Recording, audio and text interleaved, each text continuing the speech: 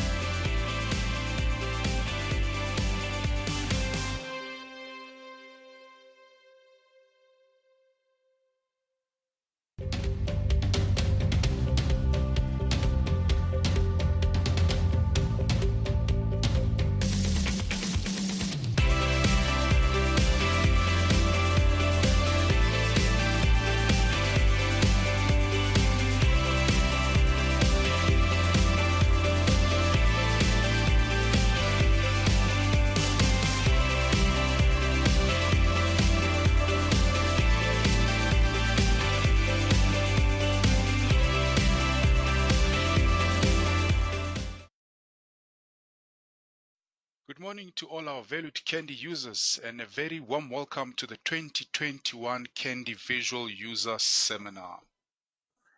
Over the course of the next 3 days, we will be helping you to get the most out of your Candy solution with specific focus on estimating, planning, and post-tender best practices.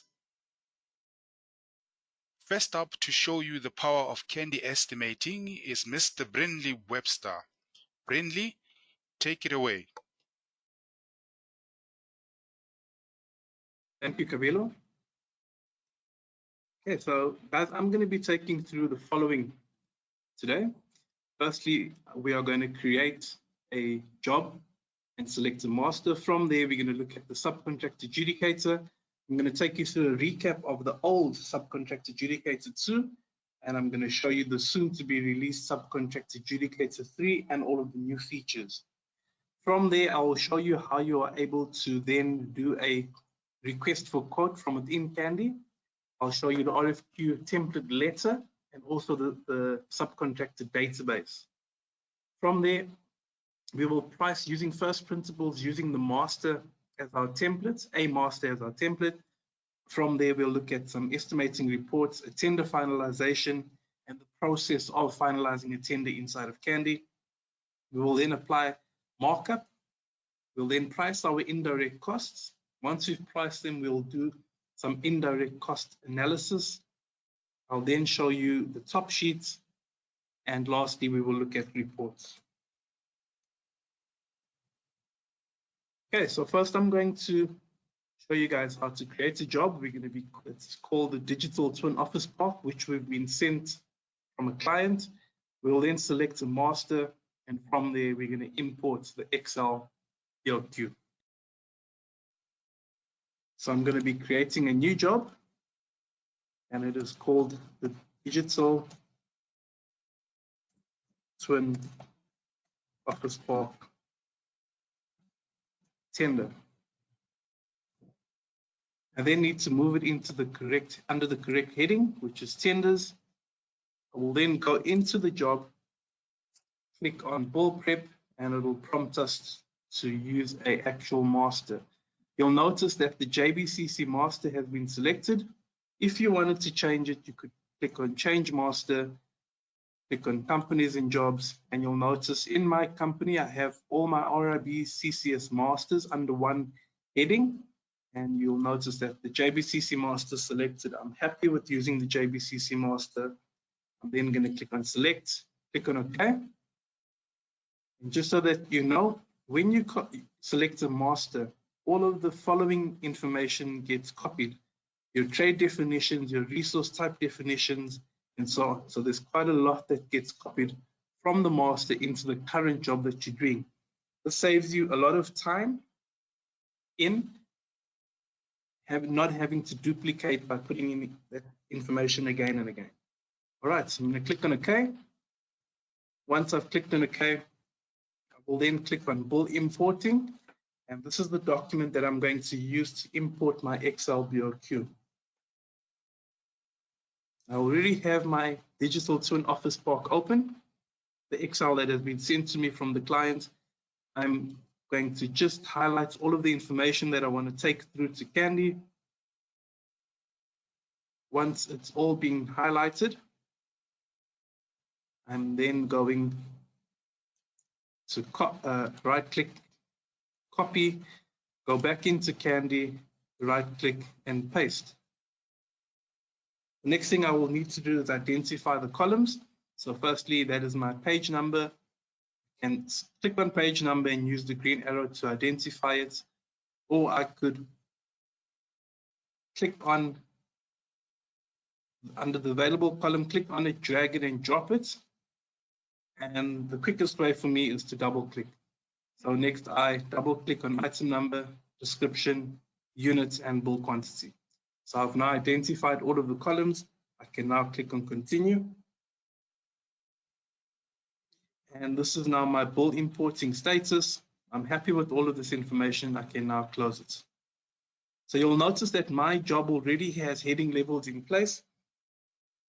If you had received a job, it might not have those heading levels in. You would have to put those in manually. But to speed up time for this seminar, I've already put in that structure. All right, I'm now going to close my job. And just so that you know what has been pulled through from the master, I'm going to click on my estimating definitions and settings.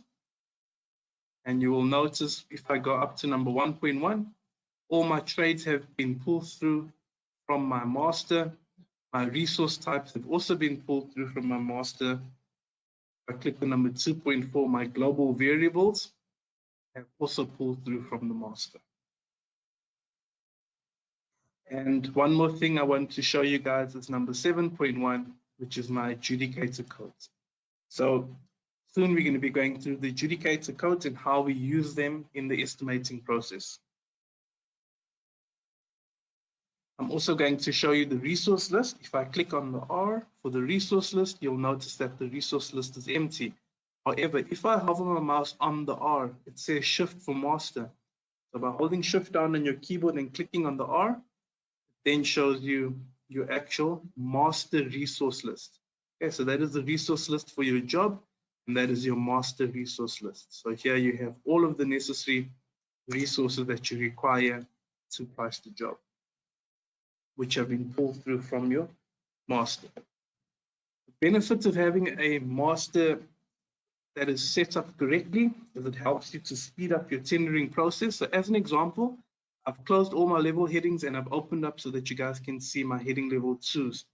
My heading level 2s have been set up as my resource types. Okay, so fuel, labor, material, plant, those are all resource types. If I'm looking for a material, I can open up the material heading. It's then broken up into the different trades. So you can see I have concrete materials. And then if I'm looking for ready-mix concrete, I then open ready-mix concrete out, and I now have all of my different strengths of ready-mix concrete. So that is the benefits of having a well-structured resource list. Okay, I'm going to close everything that's on my screen. Next, we're going to be looking at the subcontractor adjudicator. So I'm going to take you through a recap of the subcontractor adjudicator 2. I'll then show you the soon to be released subcontractor adjudicator 3 and all of the new features. I'll then show you a demonstration inside of subcontractor adjudicator 3, and I'm going to show you how we would go about allocating package codes. So a recap of subcontractor adjudicator 2. In the subcontractor adjudicator 2, we have our main bill of quantities, where we are able to extract packages and isolate packages. So you'll notice on the screen, we have extracted the waterproofing from the main BOQ, and then we've also extracted the painting. Once we've extracted it, we can then capture all of our subcontractor quotes. We can adjudicate up to 12 subcontractors. Once we have captured all of the quotes, we can then run an adjudication, and then based on your decision, those rates can get sent to the back to the main BOQ. Now we have the soon to be released subcontractor adjudicator 3. So some of the new features include the new and improved super list documents. Your column, row, and cell selection all work as they do in the main bill. Your functions are context sensitive. Your column widths can be adjusted. You can now display foreign languages. You are able to filter and find work as you would in the main bill. You can open and close your level headings as they do in the main bill. You can view the full bill description. And lastly, there is a new subcontractor detail documents, which I'm going to take you through all of these in a bit. So now I'm going to take you guys through a demonstration. So I'm going to firstly show you how you go about allocating subcontractor package codes. I'll then take you through the subcontractor RFQ, the database. From there, I will show you the letter templates. Okay, so you're going to have the letter and a database, and you're going to select which subbies it is that you want to send them to. And that's where we're going to perform the inquiry. And from there, we're going to import the subcontractor quotes. Before we move on and do to the live demonstration, let's ask ourselves, what is RFQ, or what is a RFQ? It is a request for quote. So you're going to now send a RFQ from Candy. Instead of extracting information from Candy, having Excel and Word all used together to perform an inquiry.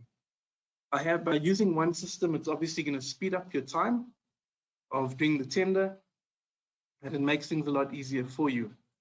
So, and you can then send the relevant subcontracted packages to the relevant subcontractors. You're not going to be sending, as an example, waterproofing to a painting subcontractor. You're sending the relevant trade to what that subcontractor does.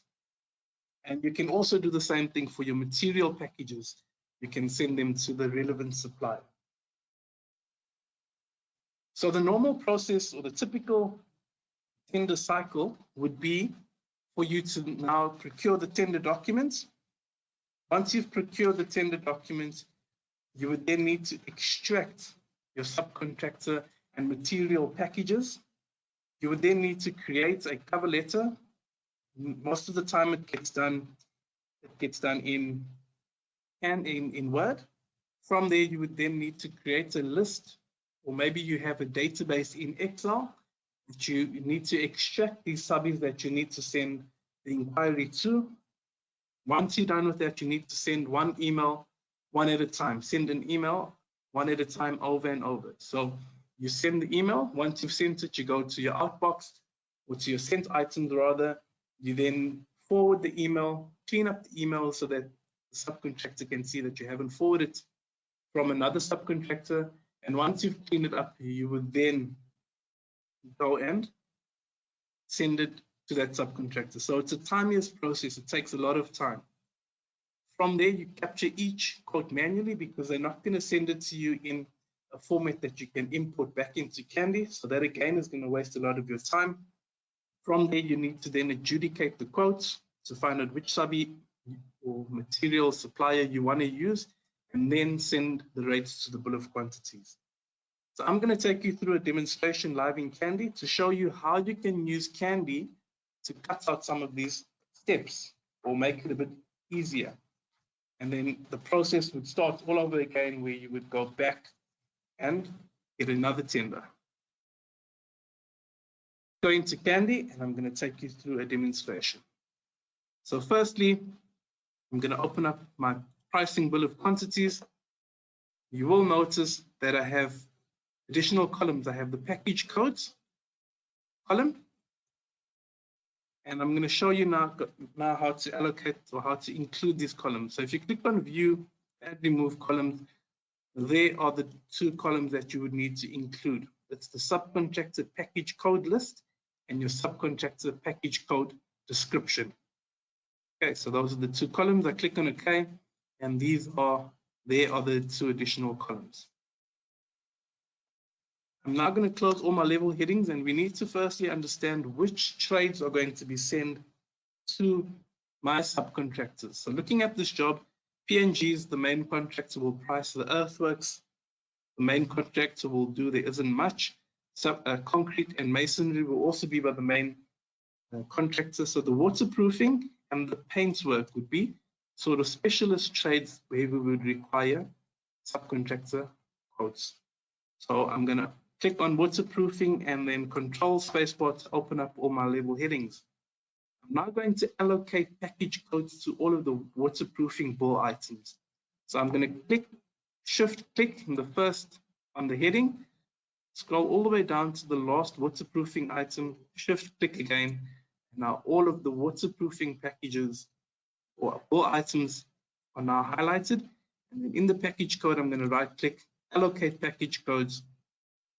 I could scroll up and down looking for it, but a quick way of doing it is to search for it in the bar down below, and we're looking for water, and there's the waterproofing. I double click on waterproofing, and you'll notice now that all of the waterproofing bill items have been allocated the subcontractor package code WP, which is for waterproofing.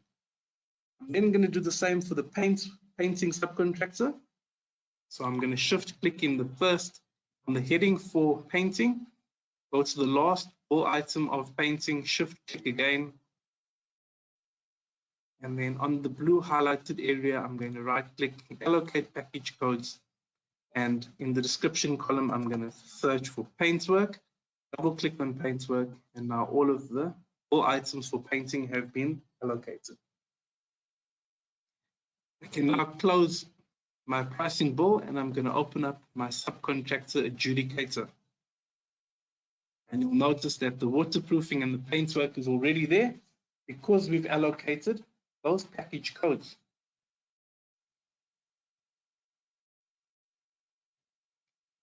I'm going to open up my waterproofing, and you'll notice that it's not blank. All of those bill items that were allocated the package codes to are all inside of this bill of quantities, and the exact same thing for the paintwork.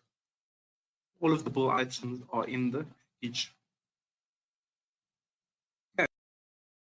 I'm now going to take you through the features of the RFQ. So firstly, the subcontractor database that is within Candy. I'm going to show you the subcontractor RFQ letter template that gets produced in Candy. I'm going to show you how to send out the sending out of a tender to suppliers or subcontractors from within Candy, and then the quotes can be imported directly into Candy, saving you time typing every single rate or quote. Okay, so back into Candy. Now click on Adjudicators, and here you'll notice there is the subcontract database. You then have the subcontractor database, attributes, and standard letter template. We're going to be going through the standard template letters soon. Let's focus on the database. Okay, so this little message will pop up to tell you that we have a new subcontractor database. You can close this message, and this is our database. So remember, because we're starting from scratch, we have 0 subcontractors. And how would you go now and capture a subcontractor? So firstly, you're going to put in the code. So you're going to give him a code, and the code that I'm going to allocate to the subcontractor is WP for waterproofing, SW because the company's name is Seal Waterproofing 01. Once you've allocated a code, you can then hit enter. Now the rest of the fields will become available for you to capture information. So the company name is called Seal Waterproofing.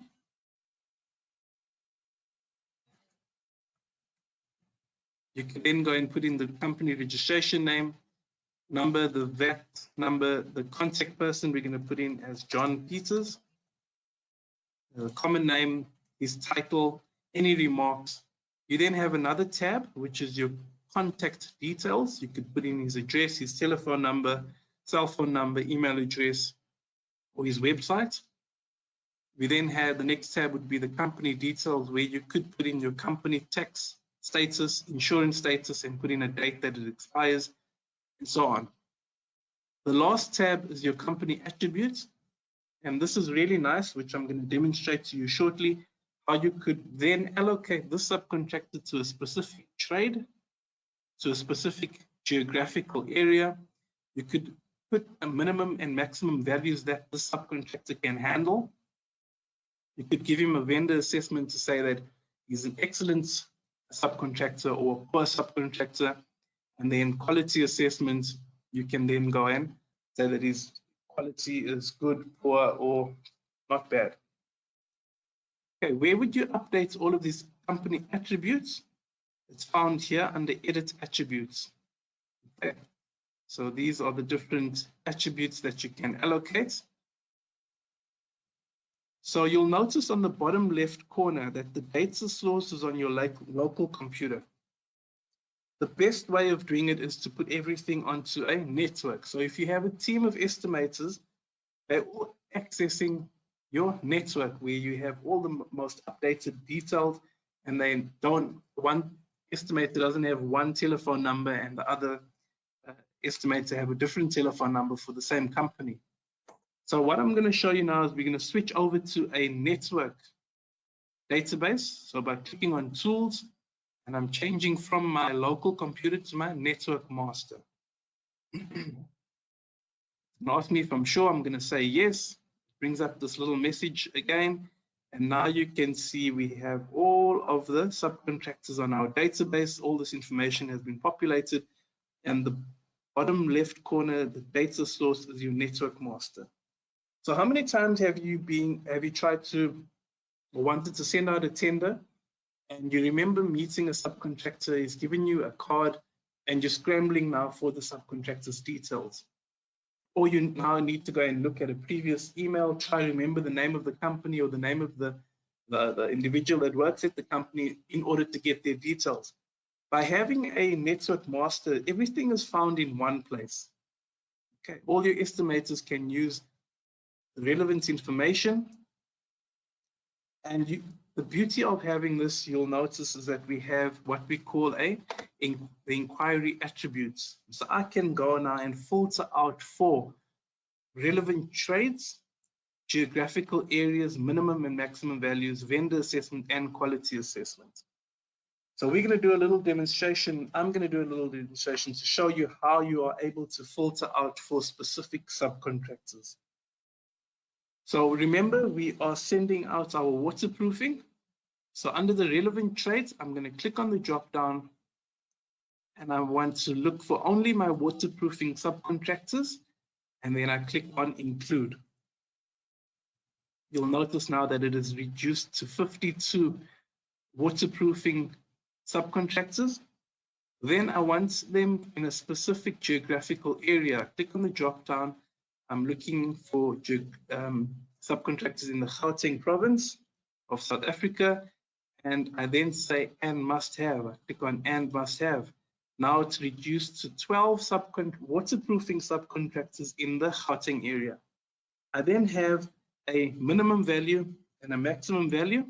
So if I knew that the subcontractors cannot handle anything above a certain value, I could use that. But in my example, I want to use a CIDB grading of 6.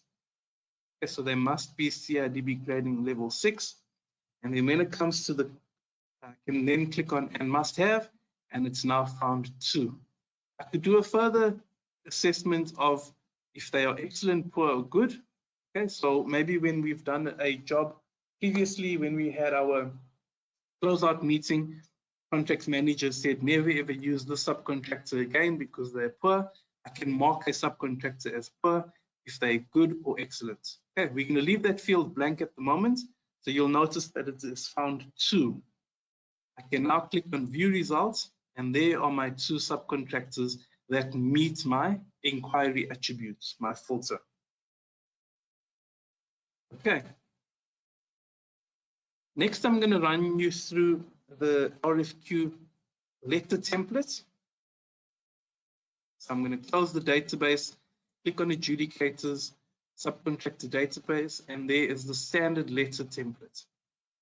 Okay, so a lot of time was spent creating these letters for each tender and for each subcontractor. These can get generated within Candy and attached to an email along with the relevant packages. You're also able to print and fax these letters with customized letter for each subcontractor. Okay, so obviously faxing is rather old school. So we would rather prefer to email these off to all of the subcontractors. Because of Candy's lookup codes, information will be populated from the subcontractor database and the job properties. So I'm now going to click on the standard letter template, and you'll notice that there is a letter template. I'm going to click on new because we're creating a new one. We can call it the DCOP, so the Digital Twin Office Park. And I'm just going to put in a standard letter. If I select this, you'll notice that it's blank. We have put in a sample template. So on the bottom, you'll see sample template. If I click on that, it basically brings through a generic one where you are now able to go and edit it. At this stage, we are not able to put in your company letterhead or logo. We will eventually get there. We then have lookup codes. So by clicking on the lookup code, you can insert a subcontractor inquiry lookup code.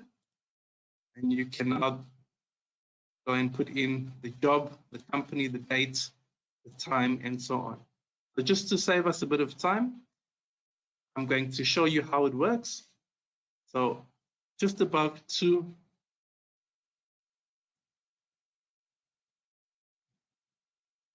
just below date, I'm going to insert a lookup for the subcontractor, and I want to put in the contact person and green tick that. So you notice that the contact person goes in there. You then have your insert project tender detail lookup codes. Okay, so you'll notice before I even do that, I'm going to want to put it after there. Lookup code, insert your project tender details lookup code, and I want to put in the tender reference number. Okay, what is the tender reference number and where is it finding it? If you click on main and estimate details, so you notice that all this information is blank. If I populate the tender reference number, so it's DTOP 21, I click on OK. So when I print this letter, you'll notice that it will pull through that reference number. Okay, so what I've done, I have gone and created a template, which I'm now going to import to show you guys the benefits of having and this is the one.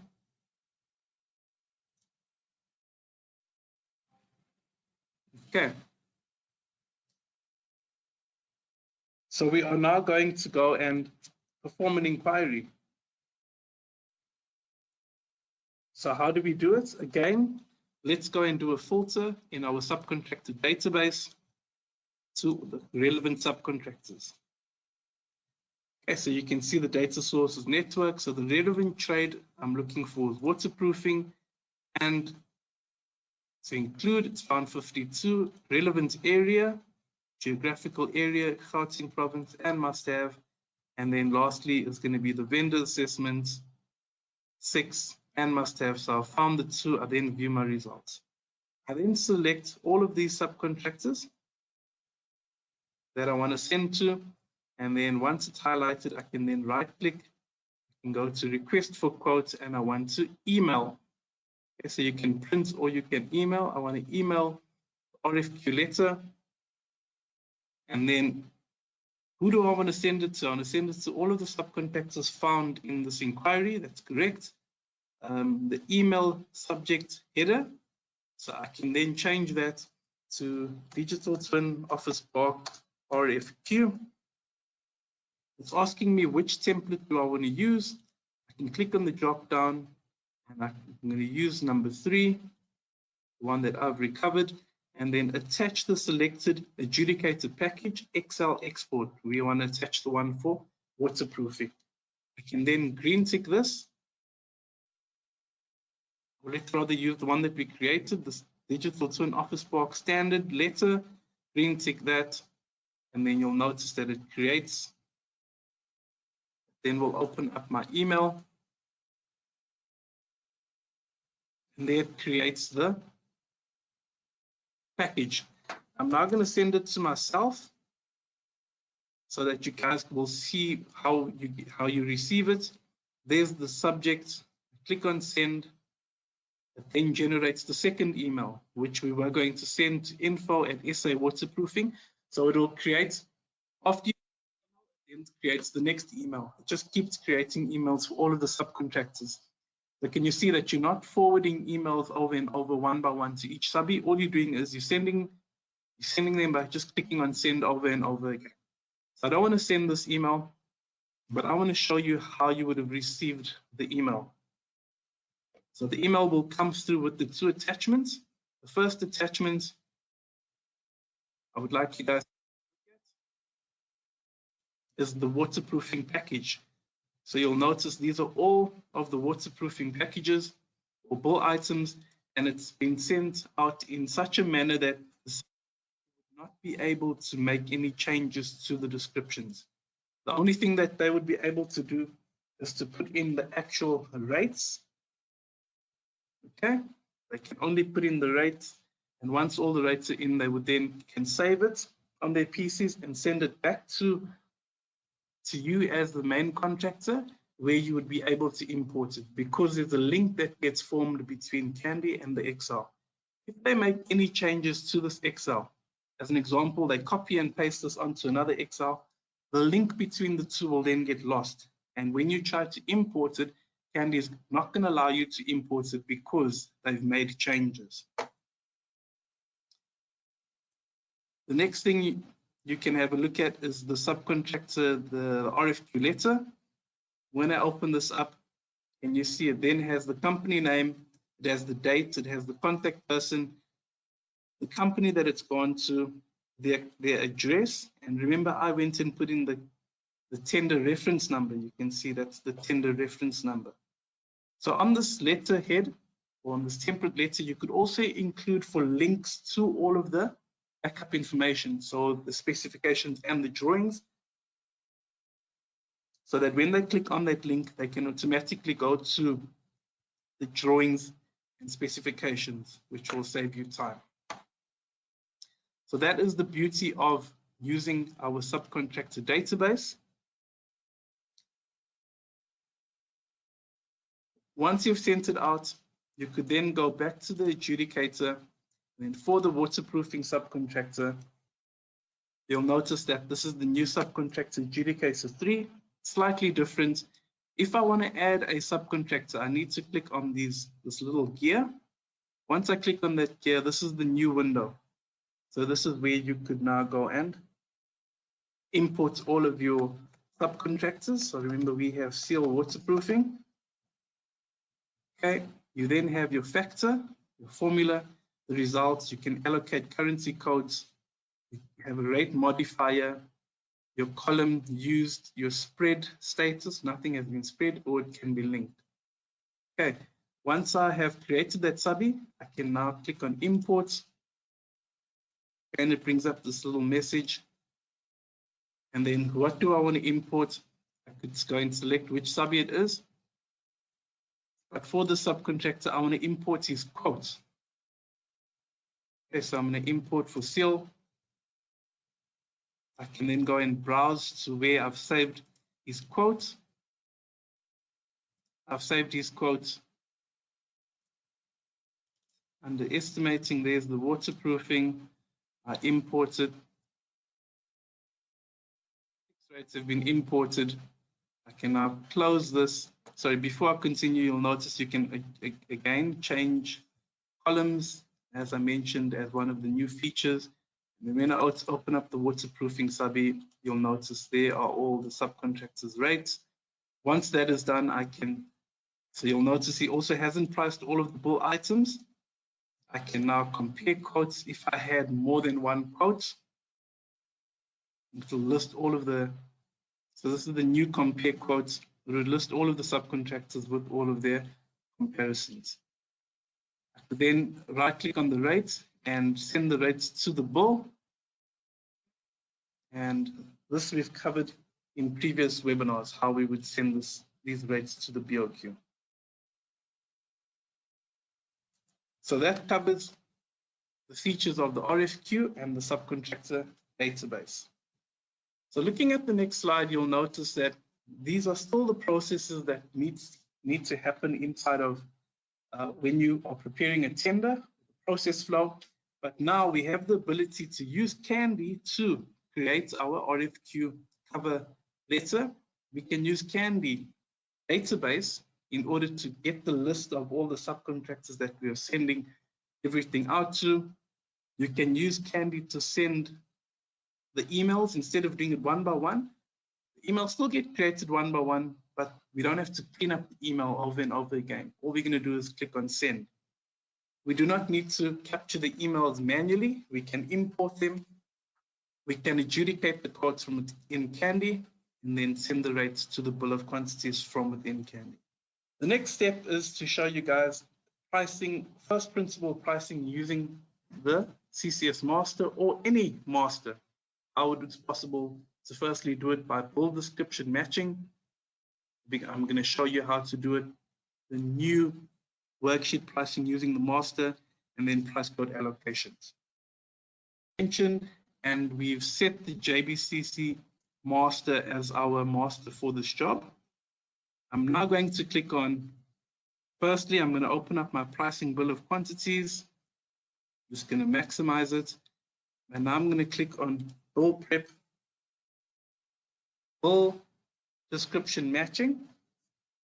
But now I want to match not within the job, but against the master. So I want to see how many bill items description matches the actual master descriptions. Okay, so this little window will pop up and you'll notice that you have your bill of quantities and you have your master BOQ matches. On the bottom right, I'm going to click on match. Once I've clicked on match, I can then untick the first heading there, which says include headings above items. And I can now click on OK. And if I scroll down, you'll notice wherever you see something populated in the master BOQ match bill description column, it has matched the job's description exactly. So these are all PNG items. Then we get to the actual job, and you notice there it's matched. It has a price code, but you'll notice that this price code column is blank because we're actually going to need to copy those across. Okay, so there is quite a lot that is matched, and I'm very lucky this time. Okay, so I'm going to now right-click in the price code column, and I'm going to copy my master price codes to twins. And then I confirm that, and you now see that it's copied the one that from the master into the actual job. I can now close my master description matching, click on my actual job, and if I scroll up, you'll notice now that everything that is matched has been priced. It doesn't mean it's been priced and I can now go and submit my tender. I would still need to go into every single worksheet, make sure that I have updated my productions, my waste, my resource rates in order to be the most up to date. Okay, the next thing that we are going to do is new worksheet pricing using the master. So what I want to do next is do a filter for all of my unpriced items. So I'm going to click on view. I'm going to go down to filter, go to pricing and unpriced items. Okay, so what items have been unpriced? Firstly, waterproofing and painting. We're going to ignore those two trades because those two trades are subcontracted trades. I now have risk of collapse and I have a extra over for face brick that has not been priced correctly. So the first item, the risk of collapse, we're going to price it using the double click function. Okay, so we're going to double click in the net rate column. Once I double click, it tells me that I need to allocate a trade. I'm going to click on yes. And I know that this falls under earthworks. I'm going to double click on earthworks. It now opens up the price code worksheet. I'm now going to click on insert AWS, insert a worksheet. And instead of me, with the source is on the job, instead of me selecting job, I'm going to select master. And then I can use these scrollers, we call them scrollers, spinners, to go up or down.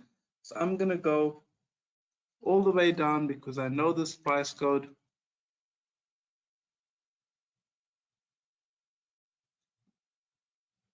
Okay, so you can, as you're spinning, you'll notice that the description in the little block down below changes.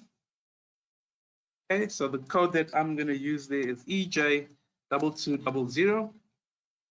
And you'll notice that it is for risk of collapse. If you look at the pricing description that we're trying to price, it matches exactly. I can now click on OK. It pulls through the worksheet from the master. I will then need to go and look at my productions, my wastes, my resource rates, and then store the worksheet. And there I've priced it using the append function. The next one I'm going to show you guys is we're pricing this next item, which is extra over for brickwork. And how do I do that? I find this the quickest way in my experience is to double click in the price code column. Once you've double clicked, it then opens up your master price code. So you can see it has one tab for your job price codes and then the master price codes. So I know that I'm looking for extra over. So I can actually go and search either if I know what the actual price code is, or I can go and search if I know what the word is. I'm going to type in your extra, and you'll notice it filters out for all of the extra over items. I'm looking for BJ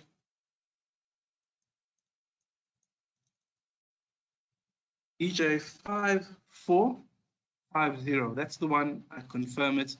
And they have priced the item. You'll notice that it's in at negative because remember, all of your resources in your master are 0, because I would need to then go into the worksheet and put in a rate for my bricks, for my face brick. So as an example, I'm getting my face brick for 7,000. I then can store the worksheets, calculates, still negative, maybe my bricks are too cheap. Make these 28,000. Store the worksheets, and then I have now priced my extra over brickwork. So now all the ball items are basically priced.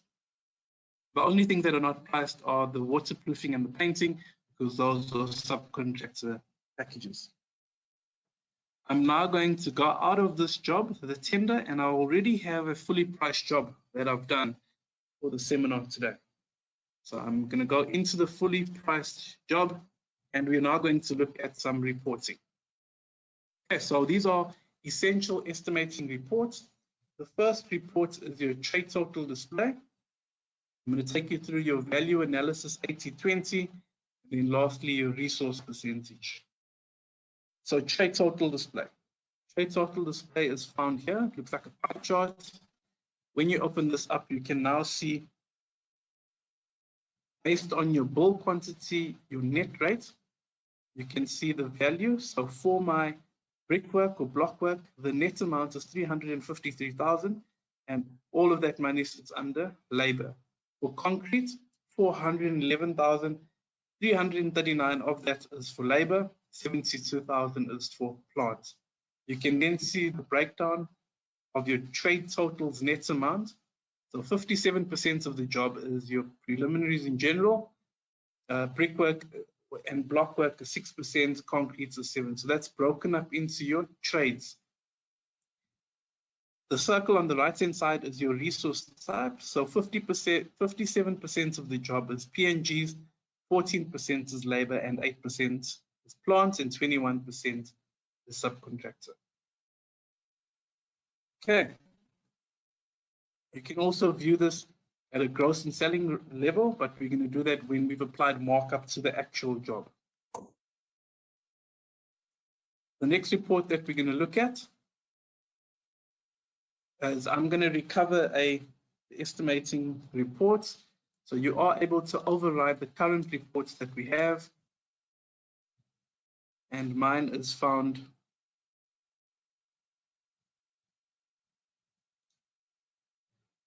here under virtual seminar estimating.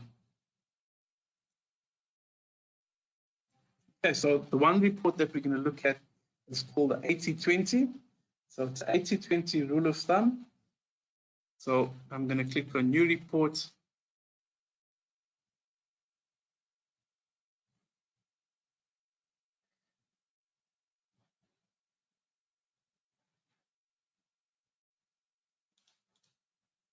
Back up again, let's just get it right this time.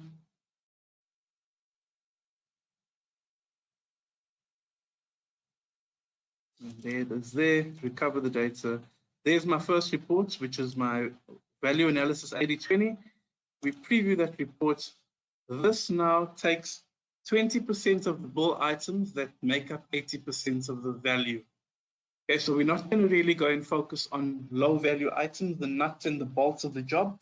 We're going to focus more on the high value items. So if you look at the walls, it's how many square meters, the quantity, the rate, and the percentage total. So we're focusing on high value items here. If we focus on these high value items, that means that we might make money at the end of the job. The next report that we can look at is your resource analysis by trades and types.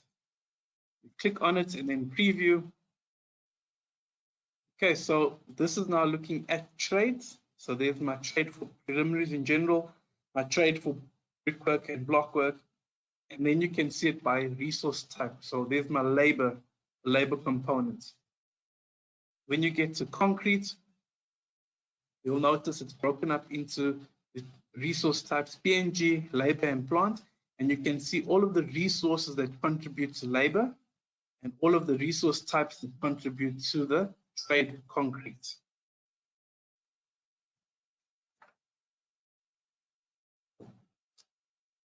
Now that we've priced the job, we are going to go and look at tender finalization. How do we finalize a tender within Candy? So the process, what is a tender finalization? The tender process, the process of completion or approval of the tender procedure. So all aspects of the tender are looked at in detail, and then all the relevant role players are present in the meeting or discussion, and all details or issues are identified and dealt with accordingly. So the steps in finalizing a tender in Candy is firstly to establish what your net rate is by pricing the tender using first principles. Once you've applied first principles in pricing, you're then going to apply a markup to give you your gross rate. You then need to understand what the difference is between your net versus your gross versus your selling rate. You need to then price your indirect, your PNGs. You then do your tender reports And then part of your tender finalization pack is your, in Candy, is your trade total display. You do a confidence check to make sure everything has been priced. You then do your finalization top sheet and a Californian envelope. Okay, so let's understand how we would go about applying markup and what is markup. So it is the process of enhancing the estimate's net rates to allow for profit, indirect cost, and escalation, etc. The enhanced rate is the gross rate. Markup can be positive or negative. So the example that you see here is you have a net of 10, you add 10% to it, which is basically 1, gives you a gross of 11. Another example is if you have 9 plus 10% is basically 0.9. So 9 plus 0.9 gives you 990. And the same goes for 12. By adding 10%, it's 120. By adding 120 to 12, gives you 1320. So the gross rate is a calculated rate. So if you make changes to your net rates or your markup, it will change your gross. And that is where we now introduce another rate, which we call our selling rate. So before we even look at our selling rate, let's go and apply markup to the current job that we have. Okay, so I'm going to open up my document manager, and you'll notice that the document is not here. I need to bring it through. So I'm going to click on new document, bill pricing, and document number 1.6. There it is. You can see that's how you would bring it through, but it is there already. Let's go into it. Open up the markup board. Okay, so the first method of applying markup is in the markup percent column. You right click, you go into general markup utilities, and you mark up all the trades. And again, we want to mark it up by 10%. We click on OK, and we can confirm. You notice that the process is completed.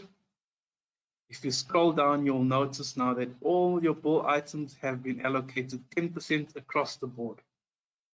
You are able then to also do what we call a trade markup. So we've marked up all the trades. The next one is what we call a trade markup. So again, in the markup percent column, right click, markup, general markup utilities, and the first option there, the trade markup. So if we want to make our tender slightly more competitive, so our paintwork and our waterproofing is going to get subcontracted out. We don't really need to do any hard work when it comes to that. So I'm going to reduce my paintwork to 5% markup, and also my waterproofing. To make my bid a bit more competitive, I'm changing it to 5%. Okay, so now that I've changed it, if I actually go to my painting and my waterproofing, you'll notice in the markup percent column, I have 5% for waterproofing and also 5% for my painting. Okay, the next type of markup is what we call an individual markup. And how do you do an individual markup? So for my next item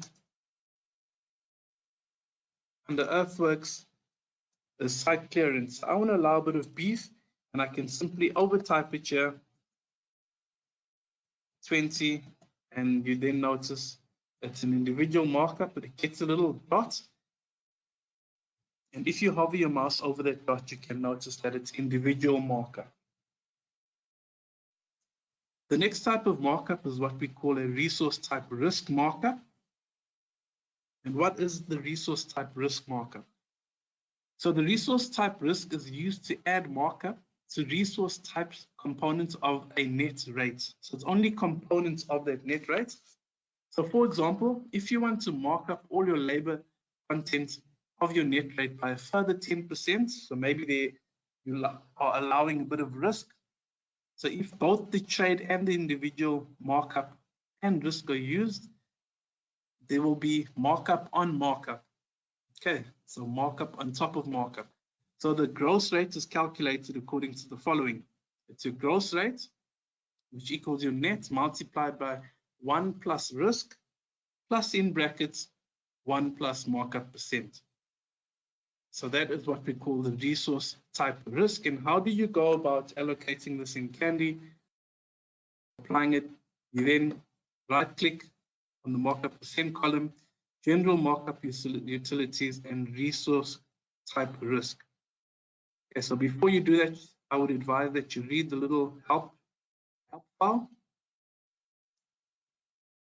It explains to you here how you go about adding markup and how the calculation works. Okay, now that we've applied markup, we need to understand using your net versus your gross versus your selling. So firstly, at tender stage, we have our net plus our applied markup, which gives us our gross. 10 plus 10% gives us 11, and so on. So the gross rate is a calculated rate, and changes made to the net rates or the markup will change the gross rates. At the post-tender phase, your selling rate minus your net gives you your calculated markup. So you'll notice at the tender stage, it is called applied. Post-tender, it's calculated. So now we take the gross rate and we copy it into our selling. Okay, because remember, if we get any discounts from our suppliers or subcontractors, we don't want to pass that on to our clients. So we still have our 11 minus our net of 10, which gives us our 10%. What happens if we are able to get our resource slightly cheaper? So instead of us getting it for 10, we're able to get it for 9. So 11 minus 9 then gives us 2, which equals a 22.22% calculated markup. And things could also go the other way. If we are not able to get our resource for 10, we're only able to get it for 12, and we've only charged the client 11, it means we're actually going to lose 1, which makes it a negative 8.33%. So the selling rate is locked, and then changes made to the net rates will not change the selling rate, and the difference between the net rate and the selling rates will calculate the calculated markup. Before we do that, let's go and set our selling rates in place. So we can close this and click on Document Manager, and there we have our selling bill of quantities, document number 1.7. Our selling bill of quantities, document number 1.7. So you'll notice that we have the gross rate, it's been grayed out. And the reason it's been grayed out is because it's a calculator. You cannot go and change it because you need to either change the markup or your net rate. So in the selling rate column, we're going to right click.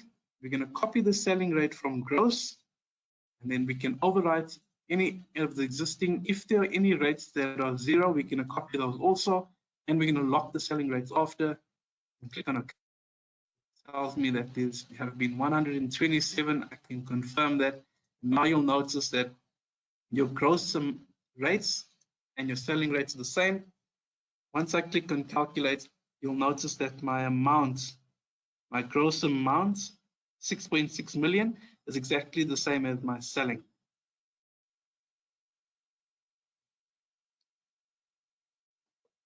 Now that we've got all that in place, we need to now go and do our indirect costs. Which we call our PNGs or our preliminaries. So the indirect costs are costs directly included, not directly included in the bill items. They are non-productive costs or preliminary costs required in the projects, i.e. supervision, plant, services, etc. The indirect bill is a separate schedule of items which can be either time, value, or fixed based items which are managed within Candy for tender, forecast, and post-contract purposes. The indirect costs in Candy is a second bill that allows users to price the internal preliminaries, overhead costs, both time and value related, in a pricing document that gives the user optional access to bar charts to assist the spreading of costs over time. The indirect costs can be created in the master job and recovered into the pricing job to simplify and speed up the pricing process. When it comes to allocating or pricing your indirects, there are three different methods. The first method, which I'm going to take you through at the demonstration, is the time input. So this option limits post-tender control for monthly spreads, and we do not recommend it. This is similar to plugging a rate in Candy. The second method is the start and end inputs. This option allows for better post-tender information, but is restricted to monthly entry and control. The third method, which is the best method, is the bar chart input. Your indirects can be spread over the bill of quantity as specified by the user. So I'm going to take you through in Candy how we go about doing this. Under estimating, we have a menu here for indirects. And then we have indirect cost documents. The first method is the indirect time input. So this is the one that we do not recommend. Okay, so you'll notice here, if I open up all of my level headings,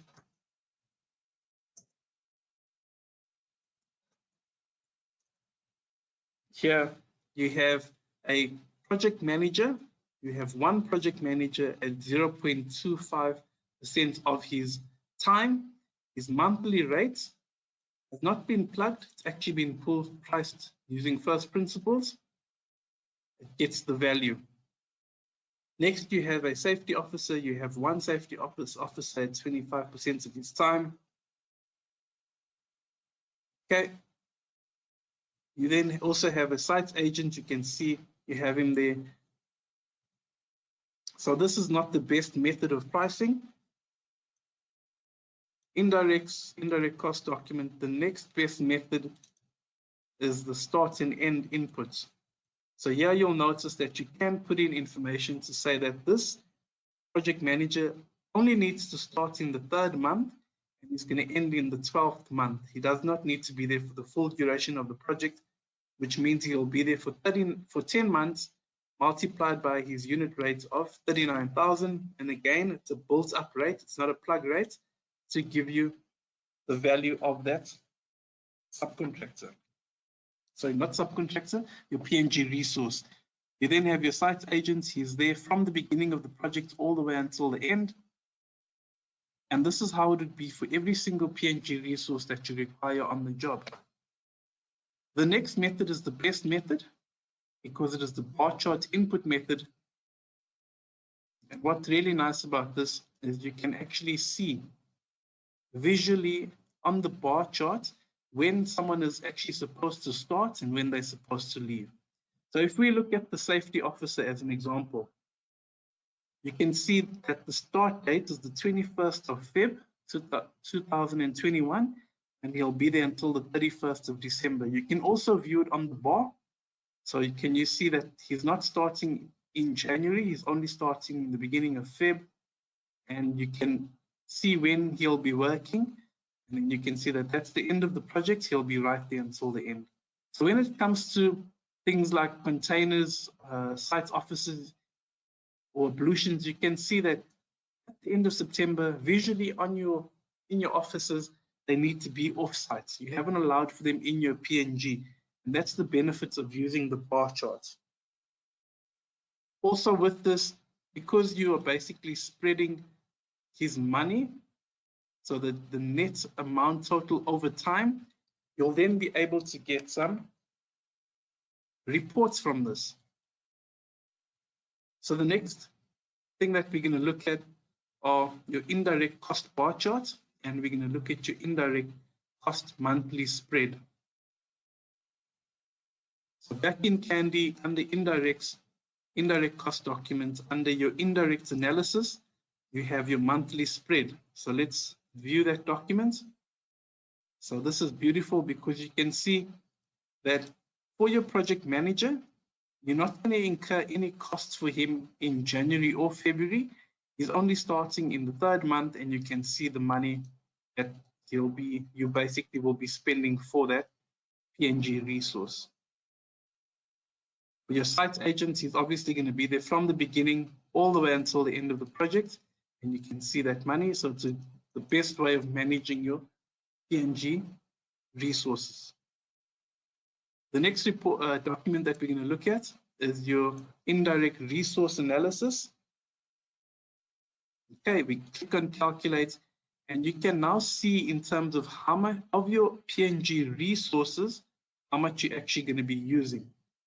Okay, so as an example, we're not going to need any water in the first 3 months of the job, then we're going to need water. Better example would be your clerks. There's all of your PNG resources here. So remember, these are all my PNG resources.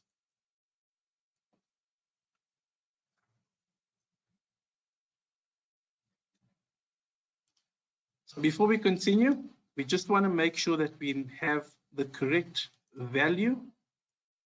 So if I close everything, and you see that is basically what my PNG has worked out to.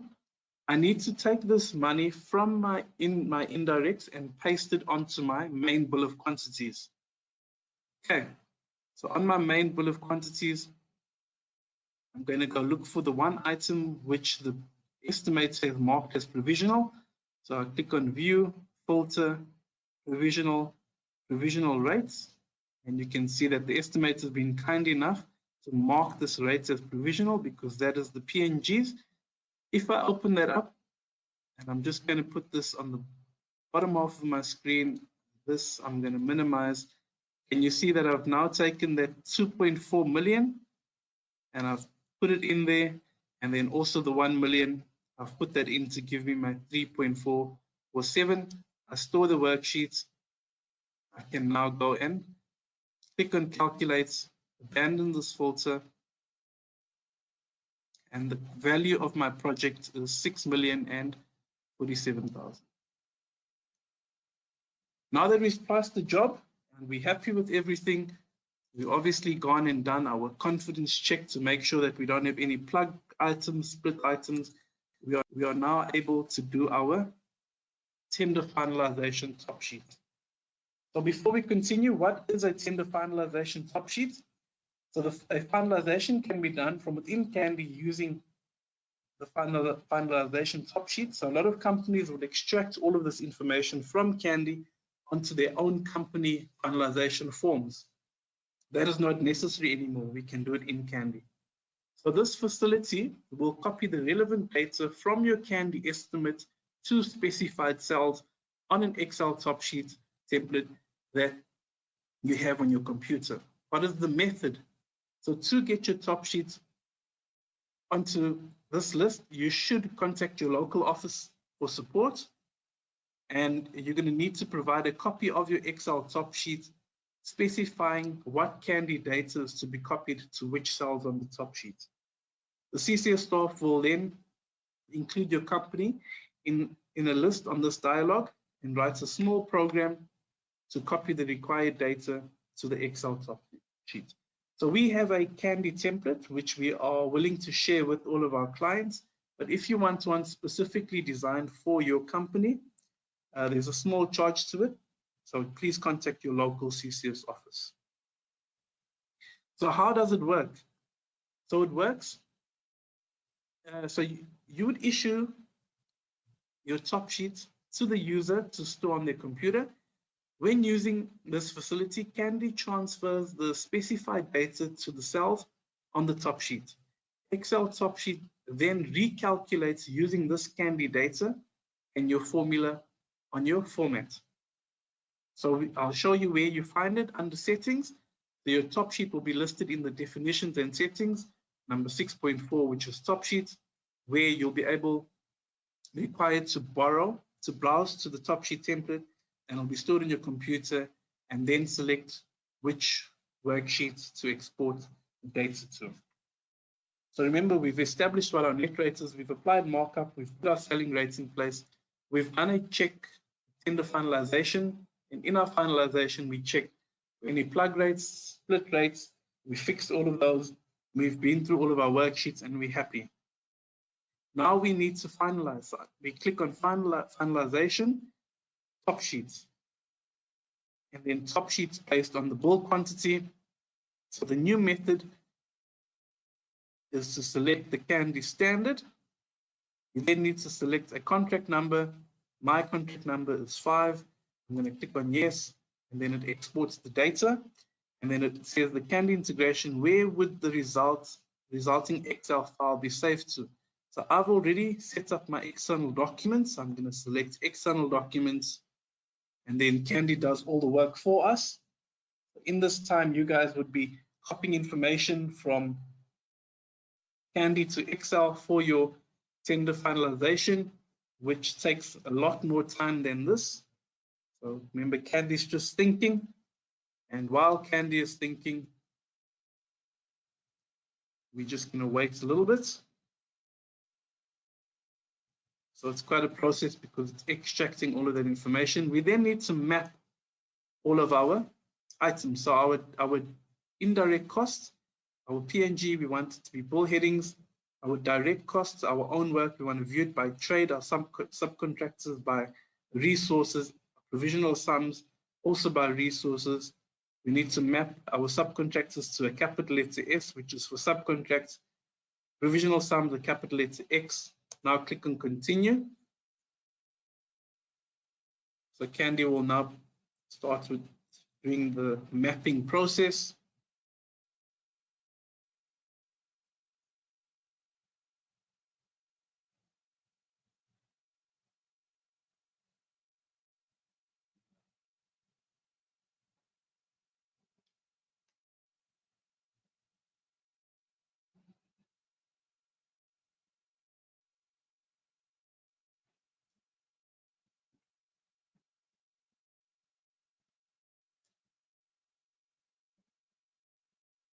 Okay, so the transfer was successful. I can click on OK, and there I have my external documents, and there is my Candy top sheet for my digital twin office park. Now open that up. So you'll notice at the bottom of my screen has created an Excel. Just going to wait for it to load. And now it is ready because it's flashing. And here is my top sheet. So you can see you are able to put in your company logo. Again, we only give you the template. If you do want your logo in there, it's at a little cost. There's the contract number, the tender number. You can now view your indirect costs at a resource level. You then have your direct costs, and it's broken up into your different trades. You have your subcontractor amounts and your provisional sums. You then get your totals. Number 4 would be any tender adjustments. So if you want to allow some additional contract risk, this white cell is the entry column, the gray ones are no entry columns. You could put in your measurement contingency. You could even include your tender costs, additional money there for fixed price or escalation, design costs, company overheads. And then viewing them at a column level, you can see there's your Candy money. You can make any adjustments to get your final. And you'll notice on the new top sheet, we've included a few more features. So by clicking on this plus, it then opens up the remarks column. And in the remarks column, any remarks from Candy would get pulled through, or you could go and type in remarks. If you want to view your subcontractors, again, next to subcontractors, number 2B is a little plus sign. Click on that plus, and now you can see for your paintwork subcontractor who you've used in the remarks column. Same thing for your waterproofing subcontractor. You can see who you've used. You can see their values. And then right at the bottom, you can see your tender total as submitted. You can get the relevant parties, the estimating manager, the bid leader, ops manager, and all these other individuals, including the CEO, to sign it off. And once it's done, you then have your top sheet chart. So this is really nice because you can see in a pie chart your direct and your indirect costs. You can also see your bill net by task. So if you use task codes, and then you can also view your bill net by resource type, looking at your direct and indirect costs. And then we also have the Subcontract Adjudicator. You'll notice that it's blank. You need to click on this little icon here which says load subbies. And once it loads all the subbies, you can then see all of the relevant information regarding your subcontractors. So why you've gone with quick painters instead of rainbow painters, you can see there's a variance of 15.37%. So that is the end of my session. Why you've gone. I want to thank you for taking the time out. Quick painters, and then the last tab is user instructions, and all download the user instructions. Thank you, Brindley. To close off day one session, I would like to end off with a short clip which showcases our cost management and enterprise accounting solution, BillSmart. When integrated with Candy, the two software products gives you a complete solution that manages the entire construction life cycle from tender to final account. Please do not forget to complete the event survey that will land in your email inboxes shortly. And as always, please do not hesitate to reach out to us with your questions and queries. I thank you. Only the best is built on a rock-solid foundation, which is why RIB CCS developed unique, powerful construction and engineering software like BuildSmart, our game-changing enterprise accounting, procurement, and cost management solution for the built environment that enables businesses to excel in the digital age of construction. Developed by contractors for contractors, BuildSmart leverages years of industry experience, providing organizations with the tools to gain a competitive advantage. Visit ribccs.com and speak to us today. RIB CCS, the foundation of future success. Build best practice with Candy in 2021. Thank you for joining us. If you haven't registered for our planning and post-tender sessions, click on the button below.